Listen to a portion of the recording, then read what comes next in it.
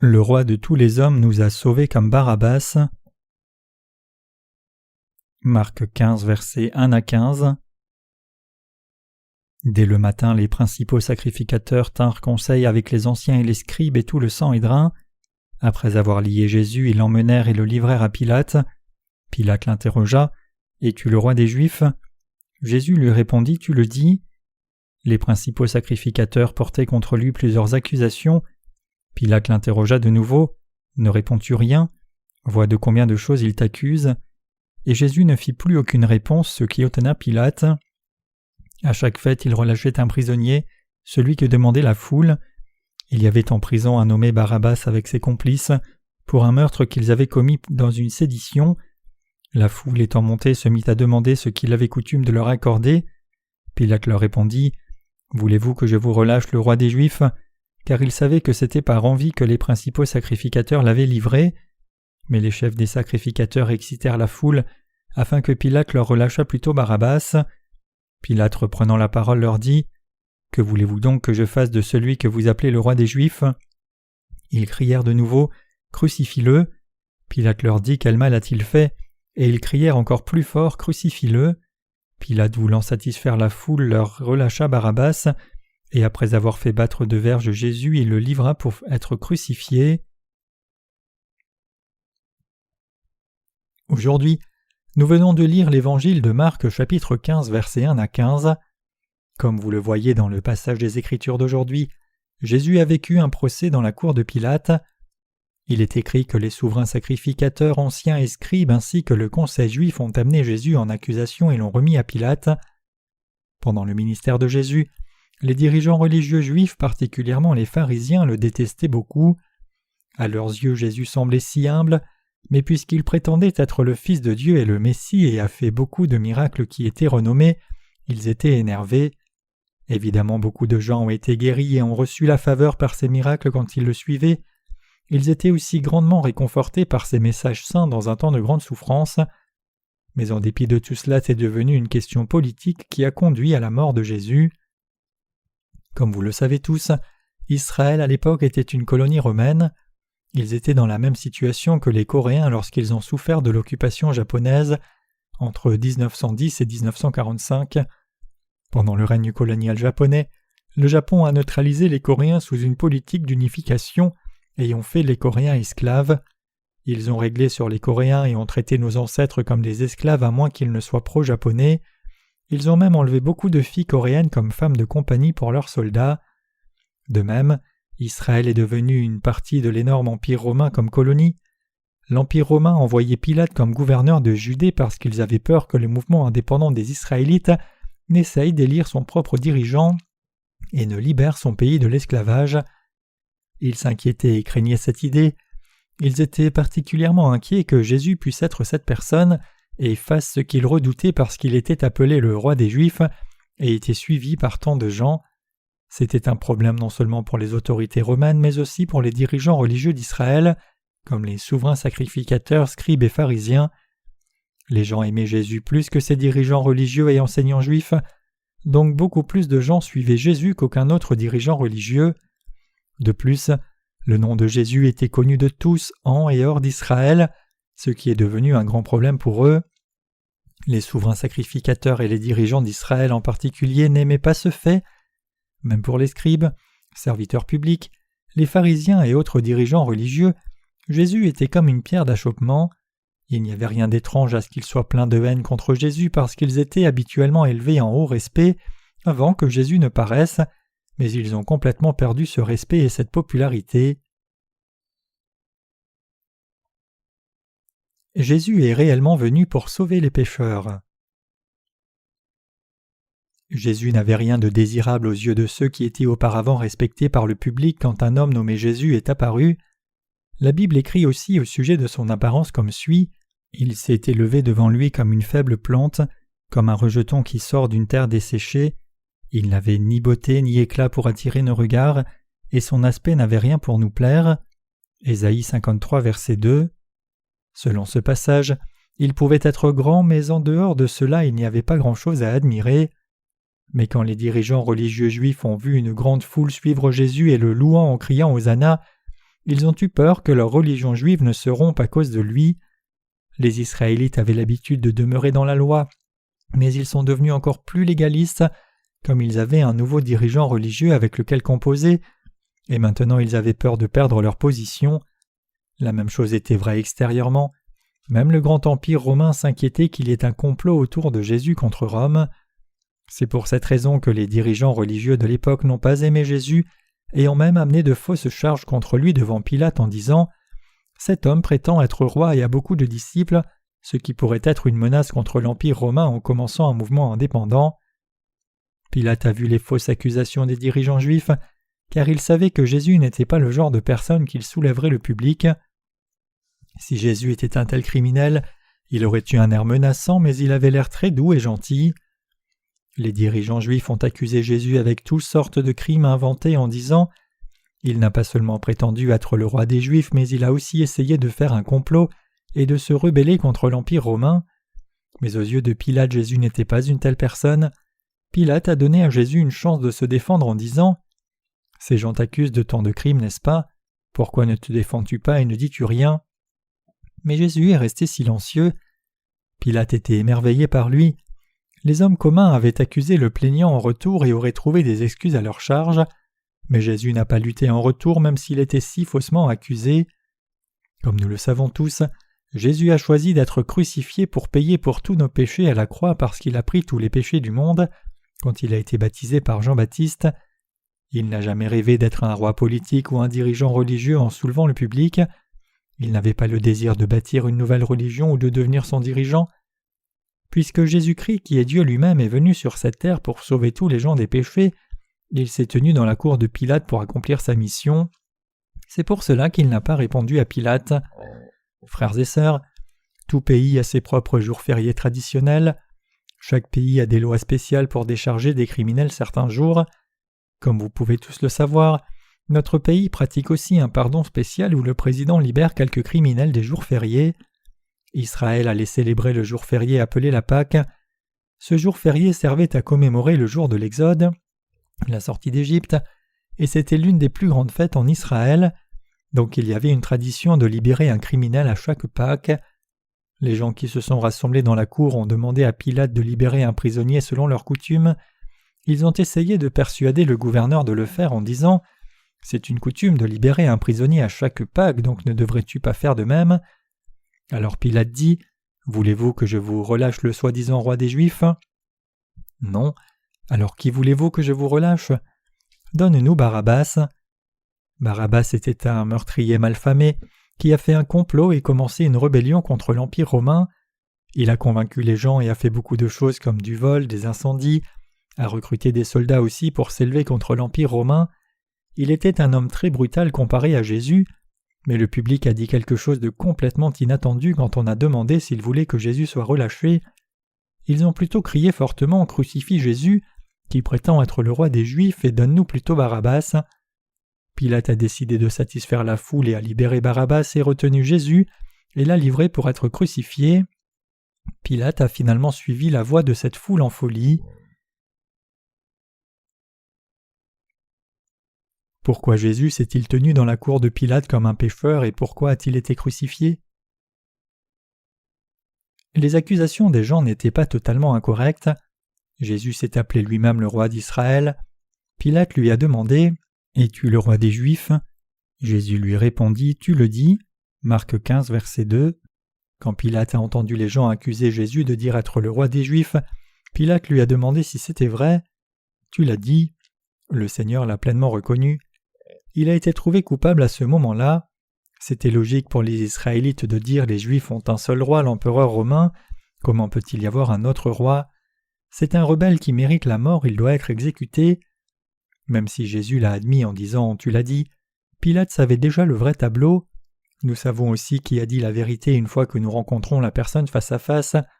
Aussitôt qu'il a vu Jésus, il savait que Jésus n'était pas le genre de personne qui aurait fait un complot ou une rébellion.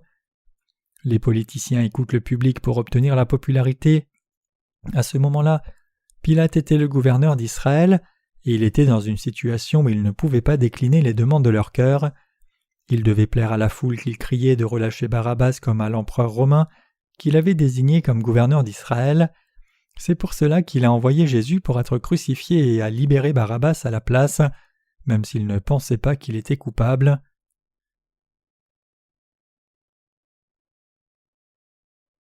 Qu'est-ce que cela signifie que Jésus soit mort pour un criminel brutal comme Barabbas ?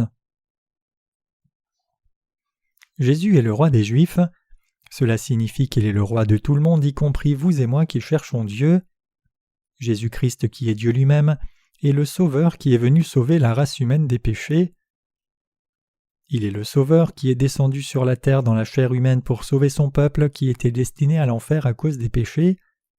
Pour nous sauver de nos péchés, il a pris tous nos péchés en étant baptisé et il a pris la punition de tous ses péchés à notre place. Dans la cour de Pilate, Barabbas a été libéré à la place de Jésus et lui allait être crucifié. Avant sa crucifixion, il a reçu 40 coups moins 1 et sa chair se déchirait à chaque fois que les crochets au bout du fouet touchaient son corps. Notre Seigneur a reçu une punition si horrifiante que seuls les criminels brutaux méritent. Il a été attaché à une croix, ce qui visait à exécuter les prisonniers les plus atroces. Selon l'Ancien Testament, quiconque est pendu sur une croix est maudit de Dieu. Deutéronome 21, verset 23.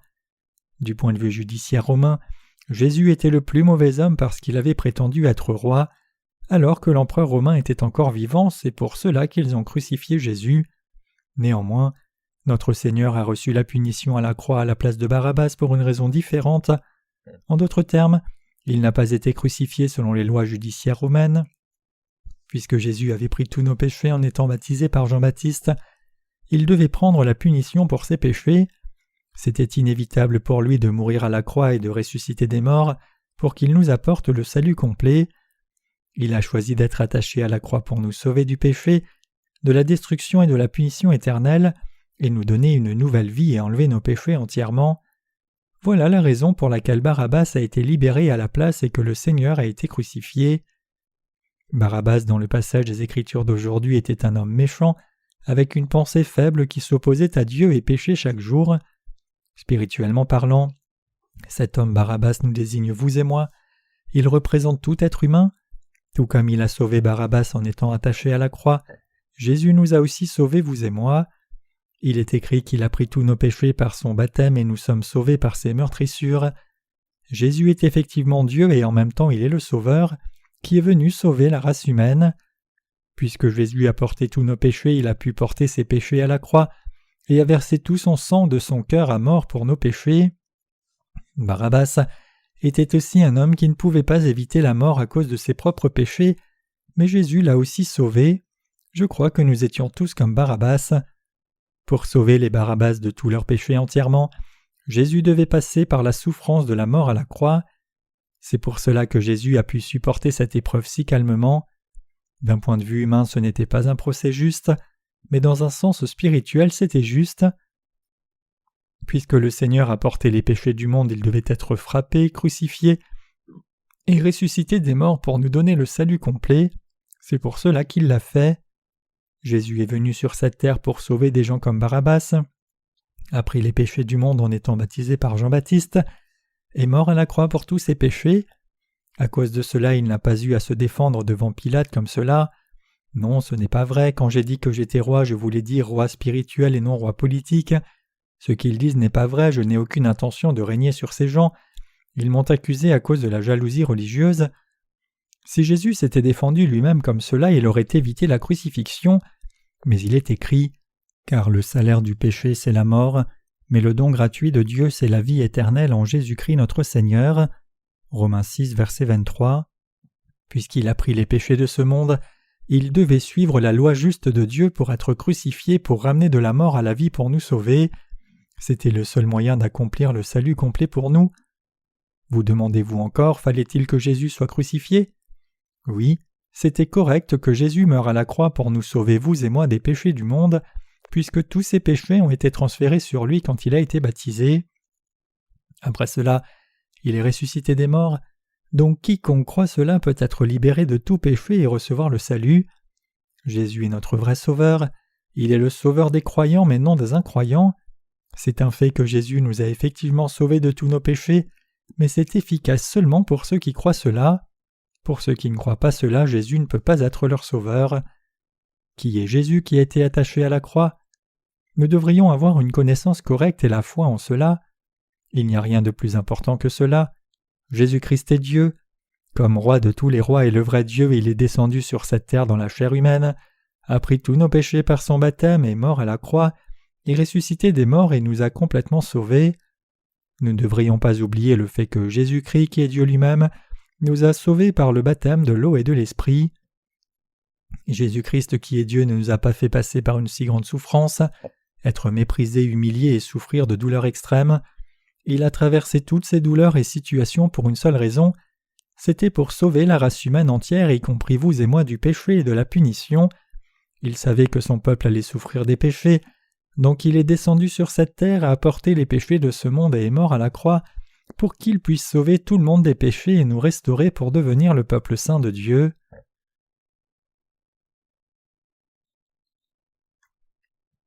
Voici une illustration.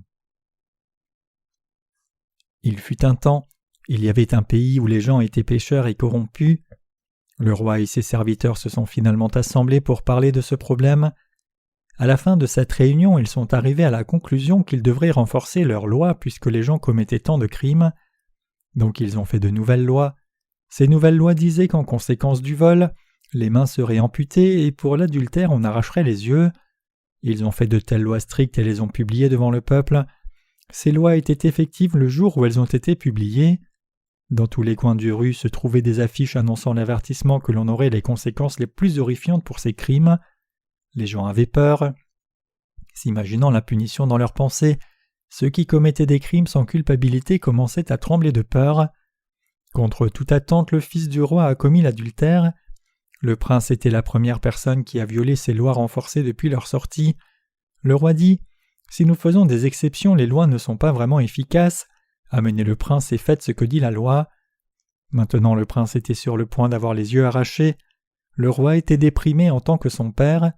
Il devait montrer à ce sujet un bon exemple, mais en même temps il ne pouvait pas supporter la vue de son fils perdant les yeux.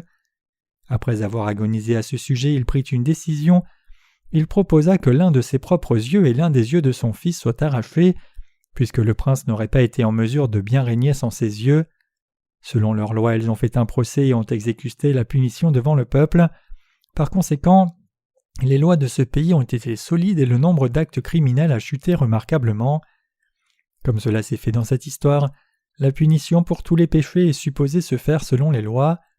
Le fait que le Seigneur ait été crucifié était le verdict juste de Dieu, qui est basé sur sa loi. Le salaire du péché, c'est la mort. Dieu nous a donné la loi pour l'observer il y a longtemps. Par exemple, œil pour œil, dent pour dent, main pour main, pied pour pied. Exode 21, verset 24. C'était sa loi. Cependant, nous humains nés pécheurs ne pouvions pas observer entièrement la loi. Même si les humains ont été créés à l'image de Dieu, les gens ont été la proie de la tentation de Satan et ont péché contre Dieu. Mais Dieu ne nous a pas envoyés en enfer, il a plutôt envoyé son Fils sur la terre pour amener son peuple en tant que juste à travers le baptême de son Fils, la crucifixion et la résurrection. Pourquoi Jésus a-t-il été crucifié? Parce qu'il avait été baptisé par Jean-Baptiste pour nous sauver vous et moi du péché, il devait être crucifié. Pourquoi Jésus devait-il descendre sur la terre? Il l'a fait pour nous sauver d'une manière juste, nous adopter comme ses enfants et répandre sur nous des bénédictions éternelles. Nous, le peuple de la foi, devrions comprendre la vraie raison et la signification de la crucifixion de Jésus. Nous devrions réaliser que Jésus a pris une telle punition horrible, des souffrances indescriptibles pour nous sauver du péché. Nous devrions savoir que que nous sauver du péché, c'est l'amour de Dieu. Tout ce processus était le salut juste de Dieu pour nous. Quand nous croyons en Jésus-Christ qui nous a sauvés par l'évangile de l'eau et l'esprit, Satan ne peut plus nous harceler. En dépit de nos faiblesses, nous sommes toujours enfants de Dieu et son peuple saint, juste parce que Jésus-Christ a pris toutes nos infirmités, douleurs et qu'il est mort pour nous puis ressuscité des morts, et à travers tout cela il nous a sauvés justement. C'est le point principal du sermon d'aujourd'hui. L'incitateur Barabbas était le chef de tous les criminels. Le fait qu'il ait été libéré et que Jésus soit crucifié implique que Jésus nous a sauvés en étant baptisés et prenant la punition de tous nos péchés. Vous savez probablement déjà tout cela. Cependant, même si vous savez bien cela, je veux que vous réfléchissiez à quel sacrifice Jésus a fait pour vous et moi. Même des gens dits fidèles ne font pas trop attention au fait que Jésus se soit sacrifié lui-même pour eux. Ils prennent l'évangile de l'eau et de l'esprit comme acquis et savent qu'ils ont été sauvés en croyant dans cet évangile, mais ils ne pensent pas à combien de souffrances Jésus a traversées et combien c'était un grand amour. Nous devrions insister sur cet aspect à partir de maintenant. Combien d'amour fallait-il pour que Jésus soit mis à nu, soit frappé avec des fouets piquants, soit couvert de plaies saignantes et marche vers son terrain d'exécution avec une couronne d'épines enfoncée dans sa tête? Son corps était couvert de plaies. Les soldats romains mettaient en place la croix après avoir attaché le corps saignant sur la croix et cloué les mains et pieds. La peau commence à se déchirer et du sang coule à chaque fois que le cœur bat, à chaque moment où il respire. Comme le sang de son corps continue de couler, il meurt littéralement de ce saignement excessif. Tout est accompli. Jean 19, verset 30. Laissant sa dernière parole, il abandonne son esprit. La raison pour laquelle Jésus est mort si rapidement peut être qu'il n'était pas en très bonne santé. Ce n'est pas important qu'il soit mort rapidement ou doucement. Tout ce dont nous devons nous rappeler, c'est que le Seigneur est mort pour enlever nos péchés. Nous devrions méditer là-dessus et être reconnaissants pour cela. Je donne louange à Jésus pour avoir souffert pour nous dans son amour infini. Je ne peux assez remercier le Seigneur d'avoir porté cette souffrance pour nous et de nous avoir entièrement sauvés. Disons cela la bouche grande ouverte. Merci d'avoir porté toutes mes souffrances. Bien, nous devrions exprimer nos remerciements avec nos lèvres devant Dieu. Il est naturel de se sentir plein de gratitude et de dire merci et de nous rappeler de la grâce tout le temps. Le Seigneur qui nous a sauvés vit toujours dans nos cœurs. Notre Seigneur pourrait dire merci de me reconnaître lorsque nous nous rappelons de son ministère du salut et le remercions de nos lèvres lorsque nous entendons sa parole. Remercions Dieu de tout cœur dans ce sens.